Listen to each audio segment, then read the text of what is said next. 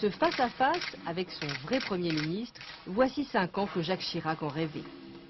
Place donc à l'image et à cette descente d'escalier symbolique et solennelle avec Jean-Pierre Raffarin.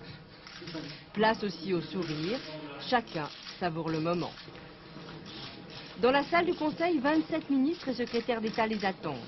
D'emblée, Jacques Chirac leur rappelle leur devoir, être au service des Français et penser toujours dialogue, proximité, solidarité et modestie. Puis il fixe les priorités. Lutte contre l'insécurité avec un calendrier de réforme dans 15 jours, rencontre avec les partenaires sociaux pour discuter assurance emploi et 35 heures, organisation d'un Grenelle des simplifications administratives et enfin baisse des impôts comme promis dans sa campagne. Le président de la République a demandé que le Conseil des ministres adopte dans les prochaines semaines la réduction de 5% de l'impôt sur le revenu de 2001 payable en 2002 et une première baisse significative des charges sur les bas salaires.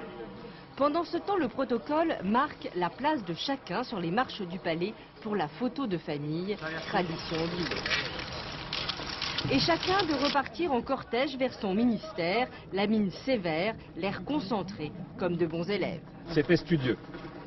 C'était studieux, détendu mais studieux. C'est un gouvernement très déterminé, très uni autour du Premier ministre et du Président de la République. C'est studieux, voilà, studieux et sérieux. Vous avez des consignes de ne rien dire à la sortie du Conseil? Non, les consignes de travailler. Peu disèrent décidément les ministres, malgré l'insistance des journalistes qui tournent vite d'ailleurs à la bousculade.